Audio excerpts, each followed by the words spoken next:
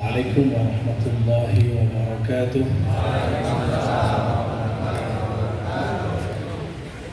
Alhamdulillahilladzi abraza nura Muhammadin sallallahu alaihi wasallam qabla kulli syai'. Asyhadu an la ilaha illallah wa asyhadu anna Muhammadan abduhu wa rasuluh. Allahumma shalli wa sallim wa barik ala habibika al-Mustafa Muhammad man ismuhu fi samai Ahmad ومن كان مقامه محمود وعلى آله وأصحابه أجمعين. أما بعد، اللهم علمنا يا عليم علما يقربنا إليك ويوصلنا إلى حبك وحب حبيبك المصطفى محمد صلى الله عليه وسلم. Para masyayikh, para habaib, ahlul bait dan jamaah yang berhadir, udah tinggal belum? Aneh nggak bisa ngelucu, gimana nih? Kelemahan aneh nggak bisa ngelucu. Kalau bikin serius, insya Allah bisa. Agak serius sedikit ya. Sebelumnya mari kita kirim al-Fatihah ila ruhin Nabi sallallahu alaihi wasallam wa alihi wa warasatihi wa ummatihi ajma'in. Al-Fatihah.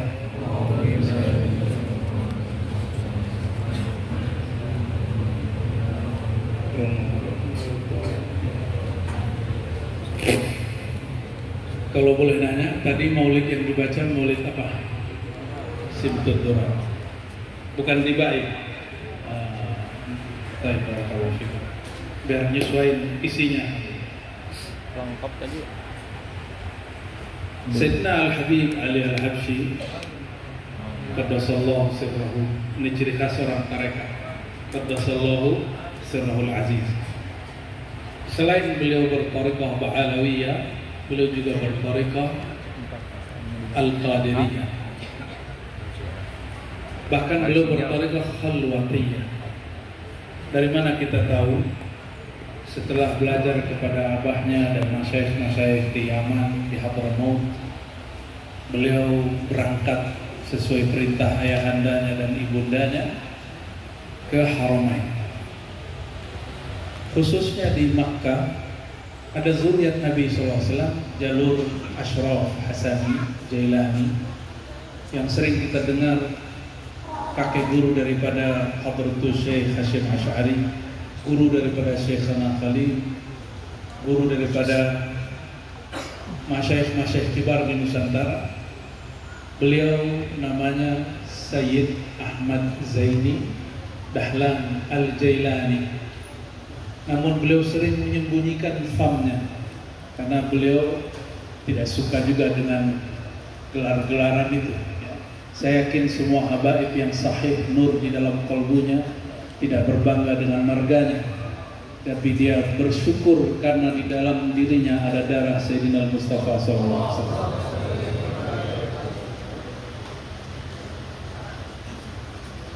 Beliau seorang mursyid tariqah Khalwatiyah. Tariqahnya apa? Tapi juga mengajarkan tariqah Qadiriyah, dan ini disampaikan oleh murid tercintanya, pengarang I'anatul Talibin. Pernah dengar? Pernah belajar? I'anatul Talibin, ini buku wajib di pesantren mazhab Syafi'i mutaakhirin, Said Bakri Syatol. Zuriatnya banyak di Jawa Barat. Jadi banyak zuriatnya berangkat ke Jawa Barat. Ternyata ulama-ulama Haramain dan Yaman bolak-balik ke Nusantara. Sebelum ada pesawat, sebelum ada kendaraan modern seperti hari ini, maka wajar jika hari ini negeri kita kebanjiran nur darah Sayyidina Muhammad SAW. Karena imam akhir zaman itu Sayyidina Al-Mahdi, dikatakan dalam hadis Abu Daud, hadisnya Hasan, wal hasanu yuhtajju kas-sahih. Hadis Hasan dipakai seperti hadis sahih. Sayyidina Mustafa sallallahu alaihi wasallam yaqul, Al-Mahdi minni min waladi Fatimah. Imam yang diberi petunjuk, itu arti dari Al-Mahdi. Minni, dia dariku. Tapi kalimat ini masih am, lalu beliau mentakhsis sendiri. Kalimat ini masih umum lalu beliau mengkhususkan. Karena Syekh Abdul Qadir Jilani mendapat kalam dari Sayyidina Muhammad SAW secara ilhamiah. Karena wali-wali Allah kutub aghwas, mereka biasa jumpa dengan Nabi yang kezatan wa manaman. Itu janji dari Nabi Muhammad SAW. Beliau mengatakan, man ra'ani fil manam fasayarani yaqzah. Siapa yang jumpa aku dalam keadaan mimpi tidur akan jumpa aku dalam keadaan jaga. Dan itu dirasakan sendiri oleh Qutbul Aqtab Sayyidi Syekh Abdul Qadir Jilani qaddasallahu sirrahu Qutbur Rabbani Ghawthul A'zam. Apa kata beliau? Nabi SAW berkalam ke dalam kalbunya. Ini bukan hadis, ini ilham. Al-alam minni wa ana min Allah. Alam itu semuanya bersumber dariku. Ini alam bukan? Mau Habib tidak Habib, mau Sayyid tidak Sayyid, Syarif tidak Syarif, mau Kiai tidak Kiai, mau Muti' ataupun Asi, orang taat ataupun maksiat, semuanya bersumber dari nur Sayyidina Muhammad Sallallahu Alaihi Wasallam. Cuma mungkin yang maksiat nurnya gelap-gelap dikit gitu kali ya. Maka ketika beliau mengatakan di hadis Abu Daud, Al-Mahdi minni, Mahdi dariku. Oh, semuanya dariku. Tapi beliau takhsis, beliau khususkan min waladi Fatimah, dari zuriat Sayyidatuna Fatimah alaihissalam. Jangan malu sebut alaihissalam. Itu bukan tasyayyu' juga, bukan rafat juga. Itu bagian dari tradisi ahli hadis, baik ahli sunnah ataupun kalangan Syiah. Jadi kalau sebut Fatimah, boleh nggak nyebut alaihissalam? Oh, dalam Sahih Bukhari disebutkan oleh Bukhari, an Aliin karramallahu wajhah. Satu, an Aliin radhiyallahu anhu. Dua, yang ketiga an Ali alaihissalam. Ada semuanya di dalam kitab Sahih Al-Bukhari. Seandainya mengatakan karramallahu wajhah alaihissalam itu bagian dari rafat, menghina sahabat yang lain, maka Imam Bukhari apakah mungkin termasuk menghina? Apakah beliau termasuk kelompok Rafidhi? Ya, tentu tidak. Karena beliau mengatakan min waladi Fatimah, dari zuriat Sayyidah Fatimah alaihissalam, maka ini kabar buruk juga kabar gembira. Kabar gembiranya, coba tanya beliau-beliau ini, fam zuriat Nabi SAW baik melalui Ba'alawi ataupun Hasani Husaini itu terbanyak hari ini di negeri kita. Betul nggak? Isu-isu nasab ini nikmati aja. Ini cara Allah mengangkat nasab Wali Songo supaya tidak ada Wali Songong, ya. Biar nanti mereka nanti ketemu, kan nanti pasti ada yang mengislah, betul nggak? Nggak ada orang mengislah nanti Rasulullah SAW dengan nurnya dan pewaris-pewarisnya dan zuriat-zuriatnya yang berkarisma, mereka akan nanti diislah. Ya, Sallallahu Alaihi Wasallam. Saya tidak punya waktu membahas nasab karena tugas kita banyak. Cukup yang pengen bahas nasab, bahaslah nasab. Tapi yang kita dapat di Sahih, di Sunan Abu Daud, hadis seperti tadi, itu kabar baiknya. Kabar buruknya apa? Karena Al-Mahdi itu musuhnya Dajjal. Dajjal itu artinya apa? Dajjal itu sinonim dari kazab. Kalau kazib, bohongnya dikit. Kalau kazab, pembohong sejati.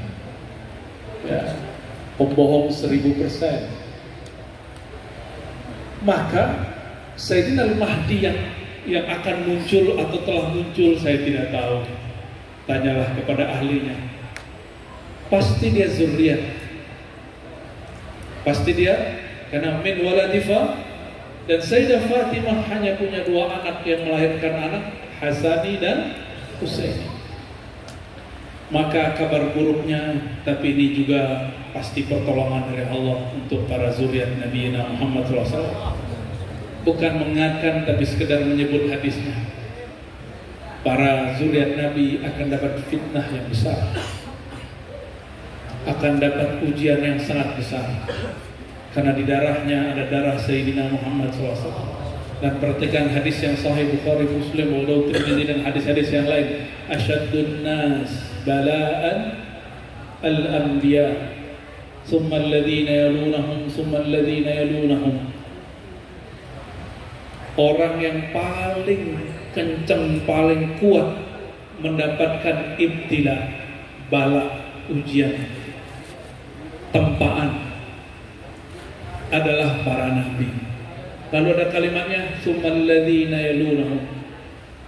Kalau di riwayat yang kedua fal amsal summal amsal fa amsal. Maka dua hadis ini dapat kita artikan yalunahum, orang setelah mereka, baik itu sahabat, keluarga rohani ataupun zuriat keluarga jasmani dan rohani beliau radhiyallahu taala anhu.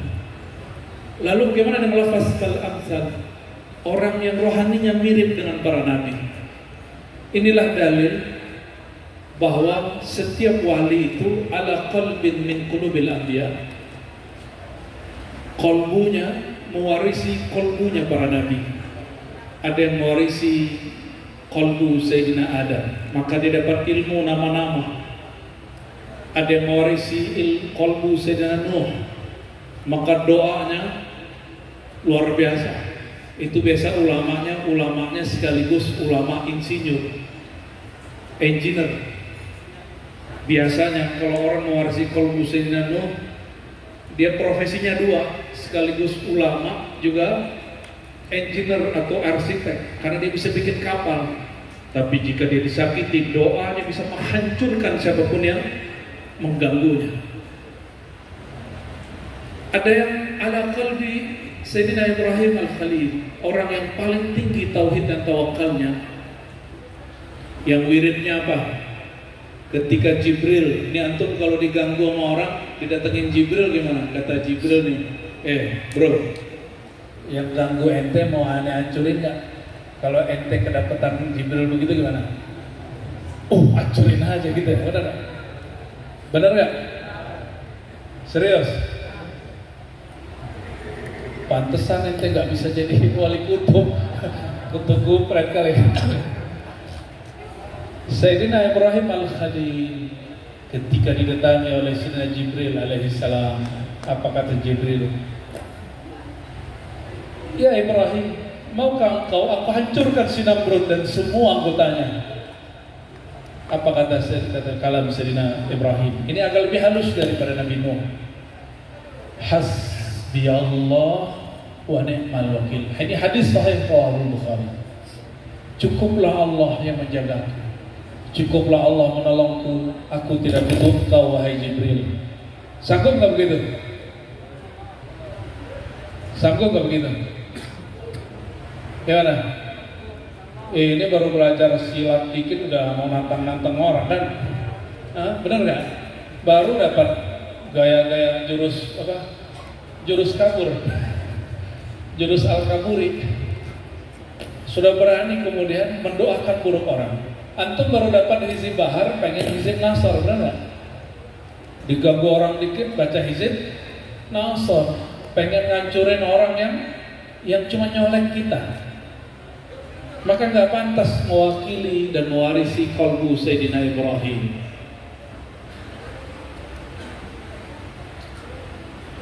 Sayyidina Muhammad SAW, lafaznya ketika ditawari Sayyidina Jibril lebih halus dan lebih sempurna lagi. Dan semua orang yang di dalam dirinya memang ada darah beliau wajib mengikuti ini. Ya, wajib mengikuti ini. Ketika beliau diusir dari Taif, dilempar dengan batu, masih ingat? Tidak hanya batu, lebih menghina lagi, dilempar dengan kotoran. Jibril menawarkan, ya Muhammad, maukah engkau aku hancurkan mereka, aku gulung itu gunung Taif. Apa jawabannya? Apa jawaban Sayyidina Muhammad SAW rahmatan lil alamin? Ya Allah, ya Jibril, fa innahum la ya'lamun. Mereka belum mengerti apa yang aku bawa. Mereka salah faham terhadapku. Perhatikan, ini perhatikan. Kalau betul di darahnya ada zuriat Nabi SAW, pasti darah itu akan mengikuti nur ini Sallallahu Alaihi Wasallam. Maka kalau ada orang jahat sama kita gak usah salahkan mereka. Cukup katakan, mungkin saya yang kurang baik sama dia. Kita gak salahkan mereka. Maka ribut-ribut sekarang begini, kita berharap kepada para ahbab, para habaib, para masyaikh, kasihlah kami contoh-contoh yang indah. Cukup katakan, mungkin di antara kami ada yang tidak pantas menyandang, mewarisi darah Sayyidina Mustafa Muhammad sallallahu alaihi wasallam. Maka kita anggap ini teguran kasih sayang dari Allah Subhanahu wa taala. Kalau itu muncul, Masya Allah, ya, ushidukum bi annakum min awliyaillah, ya, maka saya bersaksi antum yang istiqomah begitu, annakum min awliyaillah, pasti itu wali Allah, pasti wali Allah. Karena awliya Allah orang yang paling kencang diuji setelah Nabi Muhammad Sallallahu Alaihi Wasallam. Kalau Nabi pernah disakiti begitu, maka level wali di bawah Nabi mesti disakiti mirip-mirip begitu.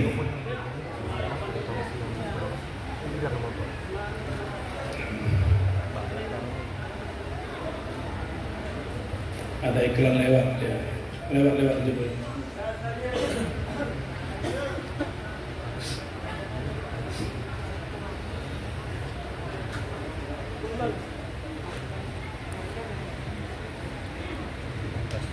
Kembali ke laptop. Namun ada satu hal bagi yang tidak punya darah nasab, tidak usah khawatir. Ada seorang imam ahli hadis sezaman dengan Imam Bukhari, tapi umurnya lebih panjang. Namanya Al-Hakim At-Tirmidzi. Siapa namanya? Dia punya kitab Nawadirul Usul. Ada Maqasidus Shalah yang cocok dengan pembahasan kita, kitab Khatmul Aulia, kitab metodologi para aulia. Walaupun judulnya Khatmul, tapi boleh diterjemahkan wali itu jadi wali gimana caranya, disebutkan di situ. Sayangnya belum ada terjemahannya, jadi antum nggak bisa dapat bocoran. Ya, kita kasih bocoran dikit lah. Kata Imam Hakim At-Tirmidzi ketika membahas alun Nabi, keluarga Nabi SAW, apa kata beliau? Alun Nabi, keluarga Nabi itu dua. Ada keluarga nasabi, nasab, ada keluarga ruhi. Maka siapapun yang mewarisi sifat baginda Sallallahu Alaihi Wasallam, fahuwa min alih, maka dia bagian dari keluarga Sayyidina Mustafa Sallallahu Alaihi Wasallam, lakin ruhaniyah, tapi hanya bersifat ruhani. Ya, maka Abah Guru Sekumpul itu punya murid namanya Guru Udin di Samarinda.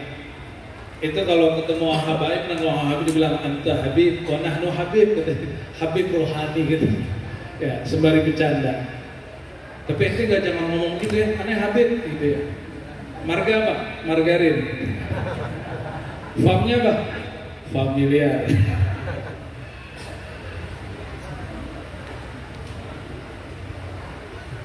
Apa maksudnya? Baik aluhu ruhani, keluarganya yang rohani, atau aluhu an-nasabi, semuanya adalah bagian dari pewaris Sayyidina Muhammad SAW.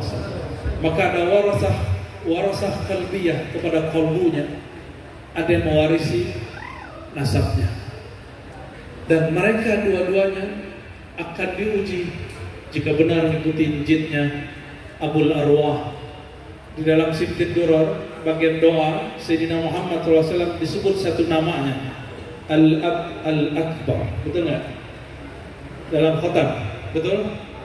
Al-ab lakbar, ayahanda agung. Berarti ini kan bawa anaknya. Berarti kita ini yang punya anak disebut al-ab al-asghar. Kita ini ayah kecil. Kalau ayah kecil, ayah biologis, mikirin anak paling rezeki. Betul nggak? Kalau mau mati masih ingat anak nggak? Ingat, cuma ingat rezekinya. Beda dengan Sayyidina Muhammad SAW.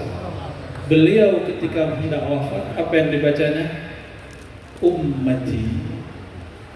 Itu bahasa lain daripada abnai, wa warathati, wa khulafai, wa atba'i. Digabung dengan satu lafaz ummati. Ummah dari lafaz induk. Orang yang rohaninya menginduk kepadaku disebut ummati. Apa yang Nabi fikirkan tentang ummati?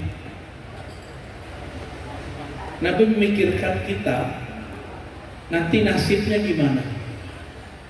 Seperti Sayyidina Yakub bertanya kepada anak-anaknya, apa yang kalian sembah setelah aku? Apakah kalian masih mengenal Allah setelah aku? Jadi para anbiya ini yang diturunkan ke ulama. Kalau mereka mati, yang mereka khawatirkan zuriatnya apakah masih menyembah Allah. Bukan yang dipikirkan nanti yang ngasih makan siapa, yang nyekolahin siapa.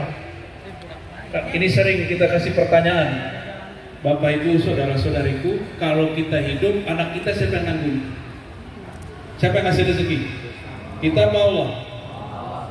Kalau kita mati, siapa yang beri mereka rezeki? Allah. Jadi masih takut mati? Masih takut mati? Masih, ya wajar. Bekalnya kurang. Sayyidina Abu Hurairah zikir 12.000 sebelum tidur, itu pun mau meninggal, beliau ada rasa takut. Ini ada yang zikir 12.000 nggak sebelum tidur? Alhamdulillah belum gitu ya. Hah? Baru zikir 33, ada pikir 100 lagi gitu ya. Abu Hurairah radhiyallahu taala anhu, ya, beliau mengatakan, saya tidak dapat tidur kalau belum menyelesaikan wirid 12. Tapi itu kan Abu Hurairah, itu nggak usah ngikutinnya, nggak kuat ya. Allah itu la yukallifullahu nafsan illa usaha. Kayaknya pakai ayat itu dulu ya, biar ngeles ya Allah, nggak sanggup ya Allah gitu. Yang penting ente punya jawaban kalau ditanya Allah. Yang penting punya jawaban. Tapi ada gambar jidahnya para habaib dan para asyraf. Sayyidatuna Fatimah alaihissalam, apa kata beliau? Ketika aku disuruh suamiku Sayyidina Ali untuk meminta jatah budak atau pembantu kepada Sayyidina Muhammad SAW, ayahnya, ini minta fasilitas. Apa kata Sayyidina Muhammad SAW, ayahandanya? Wahai Fatimah, anakku, maukah engkau aku ajarkan yang lebih dahsyat dari semua itu? Itu yang kemudian kita dengar, kita sering sebut dengan zikir Fatimah. Zikir Fatimah. Apa zikirnya? Mirip seperti zikir ba'da sholat. Ternyata thariqah itu sederhana. Kenapa orang mikirin kalau ikut thariqah bertasawuf itu ribet? Ternyata berthariqah itu mudah. Kata Sayyidah Fatimah, allamani, Rasulullah SAW mengajarkanku, cukup baca Subhanallah 33, Alhamdulillah 33, Allahu Akbar 3, tutup la ilaha illallah, tidur. Nanti bangun kekuatannya sama dengan orang punya membantu, punya pasukan. Sallallahu alaihi wasallam. Loh, kok zikir bisa bikin kuat? Ya, zikir itu menguatkan apa zikirnya, melemahkan musuhnya. Sayyidina Al-Mustafa Muhammad SAW, ketika beliau sudah dihunuskan pedang ke lehernya, itu yang menghunuskan nanya, ya Muhammad, siapa yang melindungi engkau dari pedangku? Beliau hanya mengatakan Allah, Coba ente baca Allah, itu bisa jatuhin pedang orang nggak? Hah? Bisa jatuhin musuh nggak? Maka takbir kita belum layak dibawa berjihad. Jangan malu-maluin yang punya nama. Kalau takbir mulai dari sini, getarkan dulu yang di sini, bikin takut dulu yang di sini, baru bisa membuat takut orang yang di sana. Maka wajar disebutkan dalam hadis yang sahih, nanti di akhir zaman Bani Rum itu masuk Islam bukan dengan perang. Mereka ditaklukkan cukup dengan takbir. Itu takbir yang kayak gimana? Takbir yang Sayyidina Mustafa SAW ajarkan. Katakan oleh beliau, yang melindungi itu Allah. Jatuh pedangnya, dia ambil lagi, diulang lagi, pertanyaannya begitu dijawab Allah, jatuh lagi sampai ketiga orangnya kemudian syahadat. Udah begitu belum? Mau amar ma'ruf nahi mungkar, ente pakai kalimat-kalimat yang kemudian jorok, gak pantas. Kalau amar ma'ruf nahi mungkar mesti bil ma'ruf, jangan mendatangkan kemungkaran baru. Kita lagi menegur orang, gak boleh dengan kata-kata kasar, mesti dengan kalimat yang ma'ruf.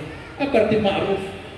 Ma'ruf itu yang dikenali maknanya, dia paham, kita paham, jangan ente doang yang paham. Itu yang disebut Jadi amar ma'ruf itu labudda ayyakuna bil ma'ruf, mesti dengan cara yang ma'ruf. Gimana? Udah ketemu senjata belum? Dulu di Indonesia ada namanya Syekh Qadirul Yahya, makbarahnya dekat sini, Sawangan sini, ya, Pengasinan agak ke belakang lagi. Itu beliau ketika sakit di rumah sakit Malaka, ini ahli zikir tarekat Naqsyabandiyah, sakit jantung, opname, tidak sadar, dicek sama dokternya, ini bukan khurafat, ini asli, ini disaksikan oleh dokternya sendiri, dan dokternya jadi murid dia. Si dokter jantung ketika cek jantungnya, kan ada alat dengar ya, ada yang dokter gak sini? Wah, dokter jarang ngaji ya, mungkin sibuk ngurusin ngobatin orang ya, kita husnuzon. Ya, taruh di sini apa namanya? Ya. Masya Allah Habib. Ketika dia dengar, apa yang terdengar bukan dengar jantung, duk. Yang terdengar apa ya? Allah, Allah, Allah, Allah, Allah.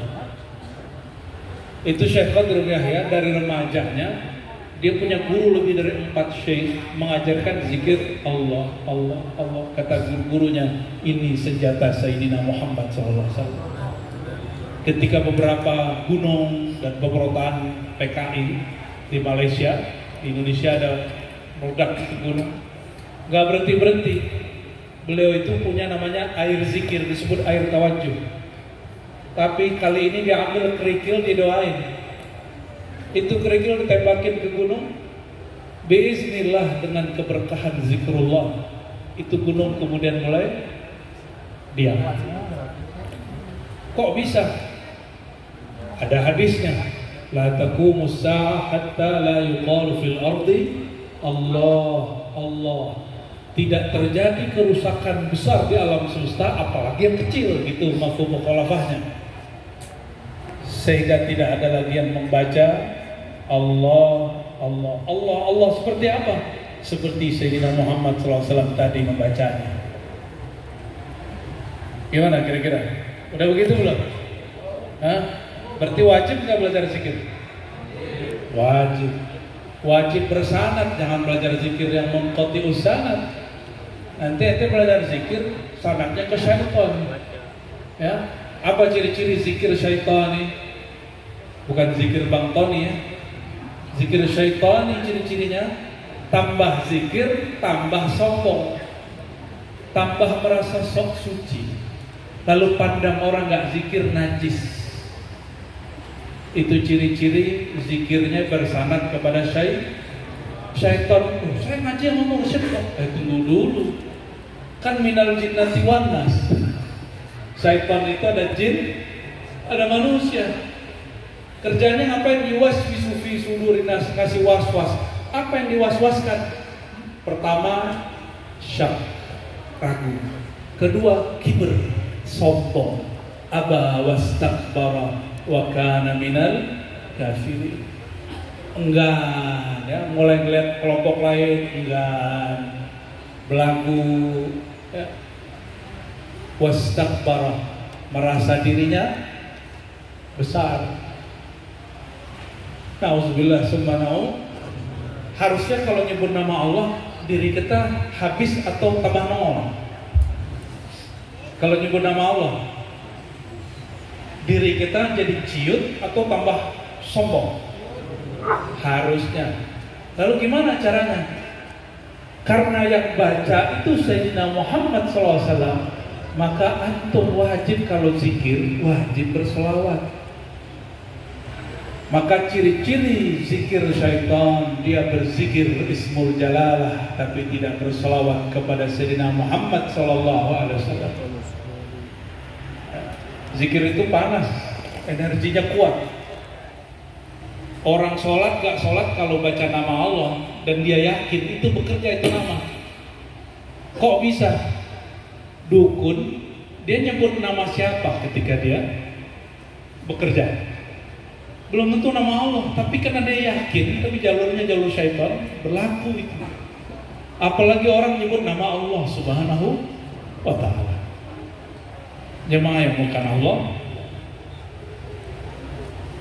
di Quran dikatakan idza dzukirallah wajilat qulubuhum. Jika disebut nama Allah, maka bergetar kalbunya, menyebut nama. Kalau baca Barzanji, ingat-ingat Barzanji, ingat-ingat ya? Dalam silsilah Nabi Muhammad SAW yang disebutkan di bagian depan Barzanji, itu ada jidnya Sayyidina Muhammad SAW bernama Ilyas. Ini bukan Nabi Ilyas, Sayyidina Ilyas, jid dari ajudan beliau, disebutkan yasma, mendengar suara zikir Nur Muhammad dari sumsum tulangnya. Datanglah ahli hadis nih Habib Kiai kepada saya. Apa katanya? Ente kok maulid suka cerita hadis-hadisnya gak sahih? Saya tanya balik, gak sahih di mana bro? Di mana gak sahihnya? Loh itu kan gak sahih. Oh ternyata ada kesalahan orang mengkaji hadis waktu meneliti hadis. Apa itu? Memberlakukan penilaian hadis sahih tidak sahih dengan ketat pada bagian selain halal dan haram. Padahal Imam Ahmad bin Hanbal Hanbali, murid Sayyidina Muhammad bin Idris Syafi'i radhiyallahu taala anhuma, apa kata beliau? Jika kami meriwayatkan fil halal wal haram, tashaddadna, kami ketat. Kalau hadisnya berkaitan halal haram, berarti hadis itu diriwayatkan pasca kerasulan. Berarti beliau sudah tugas bawa syariat. Karena hadis syariat mesti kita ketat. Adapun selain halal haram, tasahalna, kami memudahkan, menggampangkan untuk mengambil hadisnya dan tidak perlu ketat mengatakan ini sahih tidak sahih, disahihkan Albani gitu ya. Sering dengar gitu nggak? Sahih Albani, sahih fulan, nggak perlu. Dari mana kita tahu? Dari imam ahli hadis sendiri. Ini yang tahu Syekh Albani nggak? Tahu? Siapa Syekh Albani? Syekh Albani itu siapa? Tokoh yang dianggap imam oleh saudara kita Salafi Wahabi. Jadi pakar hadisnya bernama Syekh Nasiruddin Albani rahmatullah alaih ya. Beliau baru wafat tahun 1999. Berapa tuh hijriahnya? Kira-kira Albani sama Bukhari lebih alim mana? Bukhari, benar ya? Imam Bukhari punya kitab judulnya At-Tarikh. Ada Sughra, ada Kubra. Tarikh Kabir, ada Shaghir. sejarah. Isinya apa? Isinya sejarah Nabi. Ada yang pra kerasulan, ada yang setelah kerasulan. Pra bawa halal haram, dan sebelumnya dan setelahnya. Kenapa Imam Bukhari meriwayatkan hadis-hadis yang dia tidak munculkan dalam kitab sahih? Jadi dalam kitab itu banyak riwayat yang tidak sahih dia masukin. Karena beliau mempraktekkan kalam gurunya Imam Ahmad bin Hanbali radhiyallahu taala anhu, bahwa jika meriwayatkan selain hal haram tasahalna, kita boleh memudahkannya, jangan terlalu ketat. Maka jangan heran kalau ada yang mengkritisi kitab-kitab maulid, kok banyak hadis-hadis yang tidak sahih. Betul, karena tidak berkaitan dengan halal dan haram, bahkan tidak berkaitan dengan akidah. Itu hanya berkaitan dengan hakikat. Apa beda akidah dan hakikat? Kalau akidah berkait dengan rukun yang 6. Rukun yang mempercayai Nur Muhammad tidak wajib, tapi mengetahui bahwa Nur Muhammad SAW awwalu ma khalaqallah, yang pertama Allah cipta sebelum langit dan bumi, alam dan aras semuanya, itu pengetahuan. Apakah saudara sepakat tidak sepakat, itu urusan lain. Itu disebut bab hakikat, bukan bab akidah. Boleh percaya, boleh tidak. Jadi kalau ada orang nggak percaya tentang Nur Muhammad, dia kafir nggak? Dia nggak kafir, cuma ma'rifatnya kurang. Kalau ma'rifatnya kepada dirinya kurang, bagaimana dia mau kenal ilahi Rabbuna tabaraka ta'ala? Sedangkan kaidah ijma, ini bukan hadis Nabi tapi hadis manamiyah, hadis tidur yang didapat Ibn Arabi, man arafa nafsahu faqad arafa rabbahu. Siapa yang kenal dirinya bahwa dirinya dari Nurullah, Nur Muhammad SAW, maka dia akan kenal Allah Ta'ala. Siapa yang kenal Allah Ta'ala, dia akan merasa dirinya nol, tiada, nggak sombong lagi. Tapi jalurnya mesti melalui Nur Muhammad SAW. Dan ilmu ini diturunkan kepada semua sahabat, tapi sahabat yang dapat mandat mengajarkannya itulah Sayyidina Ali. Maka beliau sebutkan dalam hadis Tirmizi, ana madinatul hikmah, ana darul hikmah wa aliyun babuha. Aku ini negeri ilmu, kampung ilmu, kota ilmu. Coba bayangkan kota. Kota ada apa aja? Ada gedung, ada pasar, ada kantor, ada rumah, ada jalan, ada gunung, ada kebun, ada makanan, semuanya lengkap. Kalau orang mengerti tentang Madinatul Ilmi,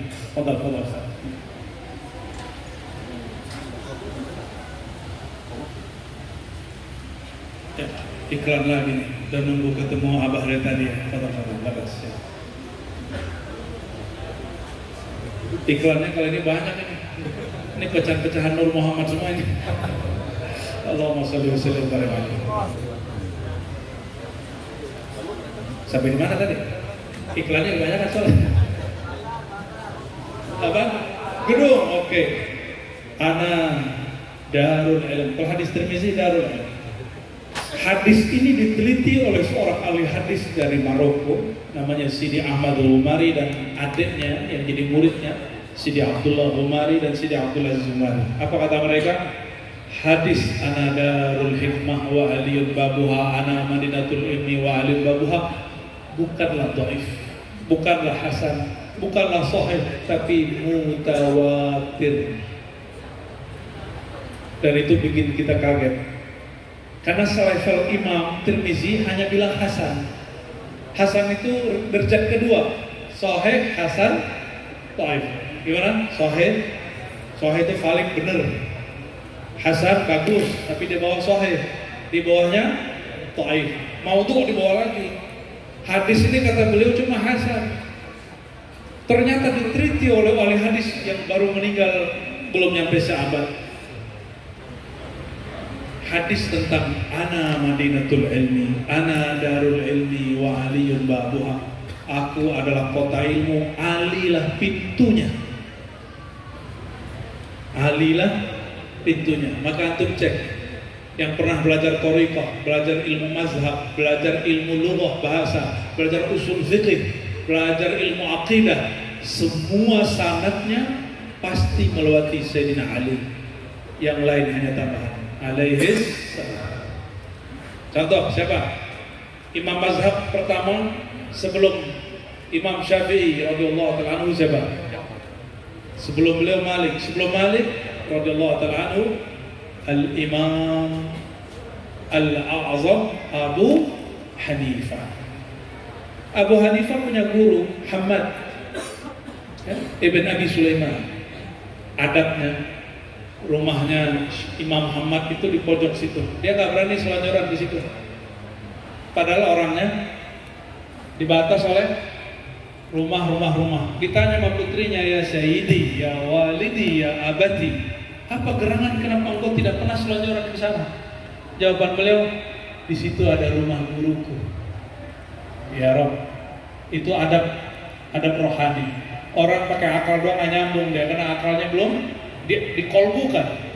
Akalnya harus dikolbukan dulu baru akalnya sampai. Bukan ini nggak masuk akal, akal ente belum nyampe. Beda nggak masuk akal dengan akal belum nyampe? Beda ya. Lalu kata beliau,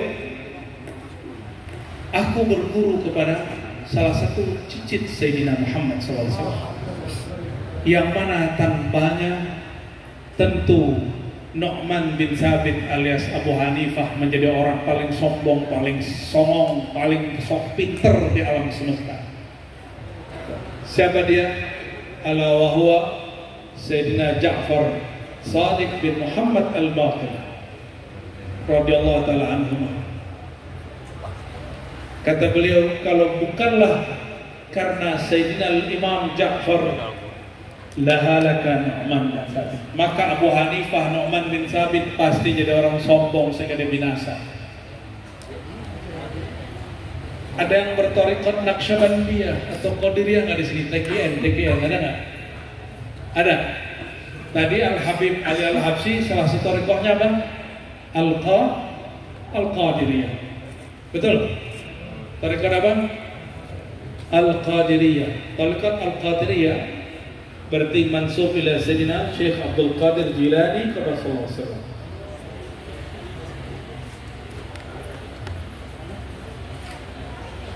Iklan lewat lagi. Hati-hati Ustaz, ya. Fadhal. Ya.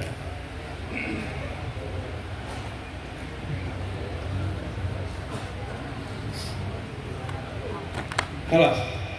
Nah, sini lagi. Wajahnya sini. Oke, sampai di mana tadi? Sebelum Syekh Abdul Qadir, Sayyidina Ja'far, Syekh Abdul Qadir Jilani Qadiriyah, Abul Hasan Syazili Syaziliyah, Bahauddin Syah Naqsyabandi Naqsyabandiyah, apalagi Khalwatiyah. Sebut semua nama thariqah. Semuanya bersanad kepada Sayyidina Ja'far Sadiq. Naqsyabandi sanadnya kemana? Dia punya sanad dua. Satu jalur Sayyidina Abu Bakar Siddiq, karena Sayyidina Abu Bakar Siddiq radhiyallahu ta'ala anhu punya anak namanya Muhammad bin Abu Bakar. Muhammad bin Abu Bakar punya anak Qasim punya putri, itu ibu daripada Sayyidina Qasim, ibu dari Sayyidina Ja'far. Berarti antara Sadah Al-Bakriyah dan Alwiyah ada masalah nggak? Keluarga Abu Bakar dan keluarga Ali ada masalah nggak? Nggak ada. Terus siapa yang bentur-benturin antara mereka? Kelompok Rafidhah. Kalau Ahlul Bait min Ahlus Sunnah, tidak ada yang begitu. Maka di sejarah mesti kita luruskan. Thariqah Naqsyabandiyah kah, Khalwatiyah kah, Syatariyah kah? Jalur sanad ke atasnya Sayyidina Ja'far. Sayyidina Ja'far punya dua jalur sanad, Sayyidina Abu Bakar, Sayyidina Ali radhiyallahu ta'ala anhum.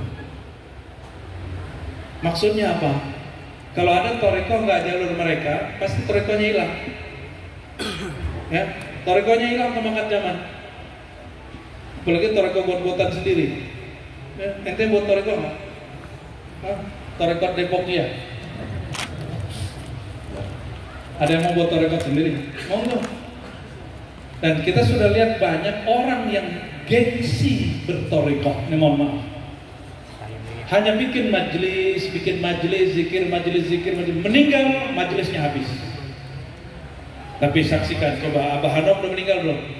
Majelisnya berkembang sampai ke Malaysia, sampai ke Patani, sampai ke Singapura, sampai ke Brunei. Saya udah jumpa semua murid-murid beliau. Syekh Qadirul Yahya kita jumpa di mana-mana.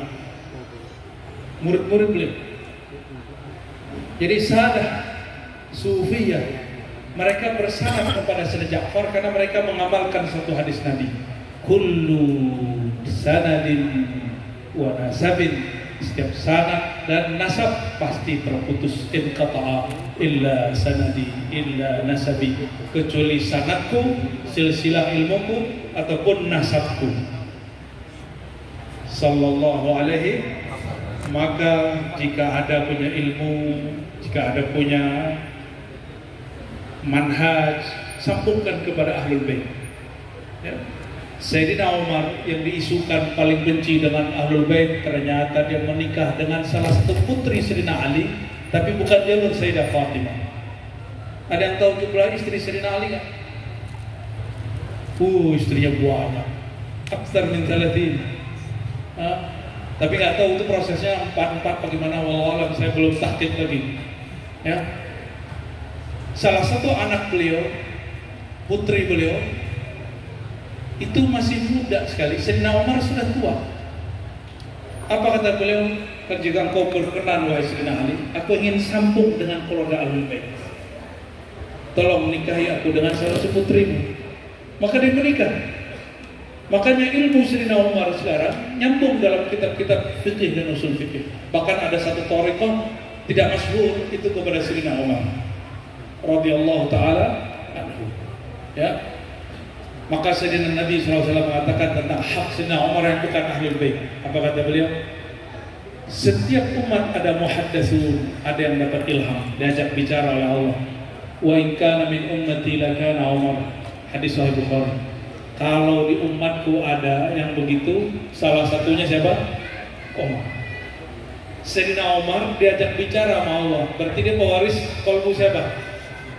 Kolbu Sayyidina Ali, langsung mewarisi kolbu Sayyidina Muhammad sallallahu alaihi wasallam. Ada mau tanya mantu, lebih mulia Sayyidina Ali atau Fatimah? Kif? Izin minum ya.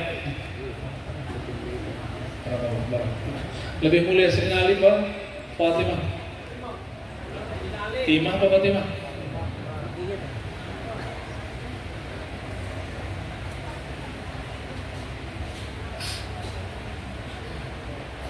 Nggak takut itu sesat? Nggak takut itu sesat ya? Nah ini kita bagi. Secara ilmu kalam lebih mulia Sayyidina Ali daripada Fatimah. Itu kesepakatan, tapi tidak kesepakatan, itu kecenderungan jumhur ulama Asy'ariyah Maturidi. Ini pada Asy'ari bukan? Apa ciri-ciri Asy'ari? Belajar sifat 20 Allah wujud qidam. Masih belajar?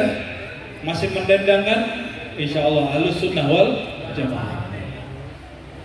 Akidah Asy'ariyah lebih mengambil jalan aman. Kenapa? Karena akidah Asy'ariyah ini muncul di zaman Bani Abbasiyah. Bani Abbasiyah ini hanya Al-Ma'mun yang senang Ahlul Bait.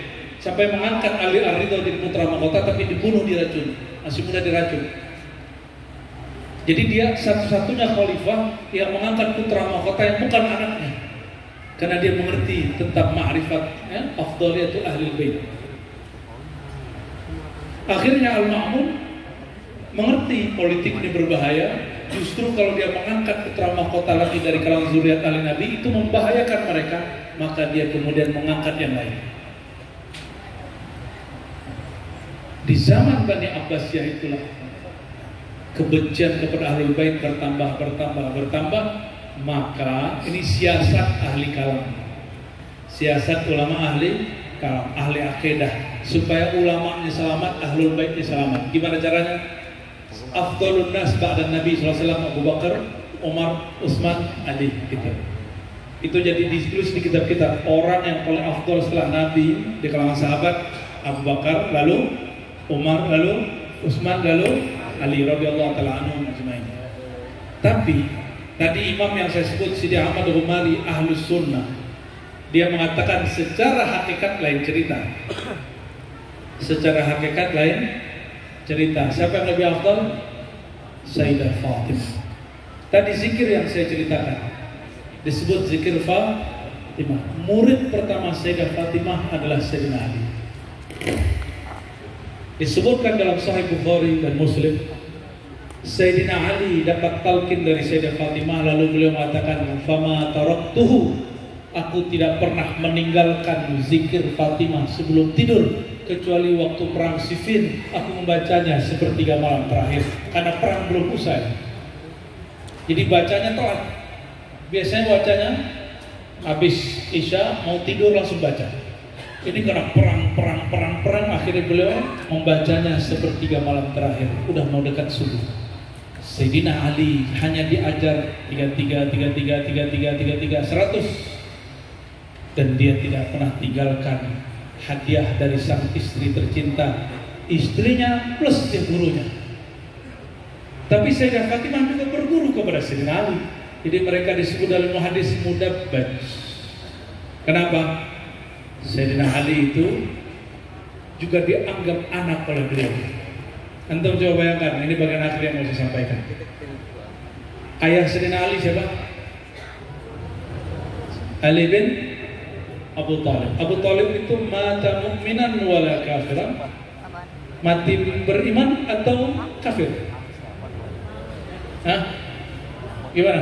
Ini akidah Ahlussunnah bukan? Gimana kira-kira? Kira-kira Abu Talib mengerti nggak Nabi Muhammad SAW itu seorang nabi dan penghulu para nabi? Ngerti nggak? Tahu dari mana?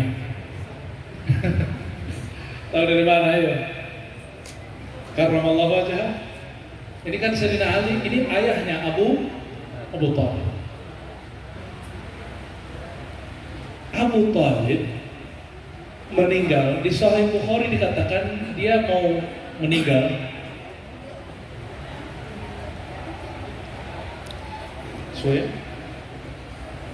ketika mau meninggal diganggu oleh Abu Sufyan sehingga tidak bersyahadat la ilaha illallah.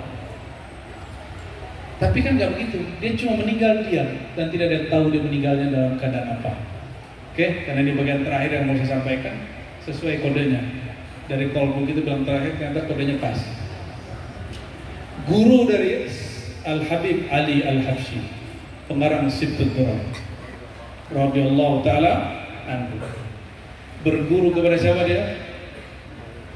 Sayyid Ahmad Zaini Dahlan. Beliau sudah teliti semua riwayat tentang wafatnya Sayyidina Abu Talib, dan beliau mengatakan mata mu'minan, dia meninggal dalam keadaan Sayangnya ajaran ini tidak banyak dibawa ke Nusantara, padahal beliau gurunya ulama Nusantara. Maka saya berkewajiban sebagai orang yang khidmat pada ilmu untuk menyampaikan itu hatta kepada kalangan awam, apalagi kepada para masyayikh, para asatidz. Jadi tolong jangan lagi hanya menampilkan satu bab bahwa Sayyidina Abu Talib mati kafir. Itu menyakiti zuriatnya hari ini. Coba Syekh Habib, kalau antum Bona Walid disebut orang mati kafir, walaupun betul kafir, tersinggung nggak? Sedih nggak? Dan yang merawat Sayyidina Muhammad SAW waktu kecil siapa? Abu Talib. Yang menjaga beliau dari godaan gangguan ahlu kitab siapa? Abu Talib. Masa orang begitu antum katakan mati kafir, sedangkan sahabat Muawiyah bin Sufyan hanya Islam 2,5 tahun, Abu Hurairah hanya Islam 2,5 tahun, 3,5 tahun, lalu kemudian kita katakan ini orang mukmin, yang ini tidak mukmin. Nggak, katakan dua-duanya, hada mukmin wa hada mukmin. Ya, dua-duanya mukmin. Semoga Allah Ta'ala menumbuhkan nur ini tambah banyak, menambah cinta kepada zuriatnya, kepada ulamanya, kepada pewaris-pewarisnya, dan maulid tambah banyak di mana-mana, sehingga dimanapun disebut nama zat yang paling saleh turunlah rahmat. Dan yang paling banyak hari ini bermaulid di dunia ini hanya Indonesia, Semoga rahmat turun mencurah kepada negeri ini dan mengalir ke negeri yang lain. Amin ya rabbal alamin. Wa sallallahu ala sayyidina Muhammad walhamdulillahi rabbil alamin. Ya muqallibal qulub tsabbit qulubana ala dinik. Assalamualaikum warahmatullahi wabarakatuh. Alhamdulillah.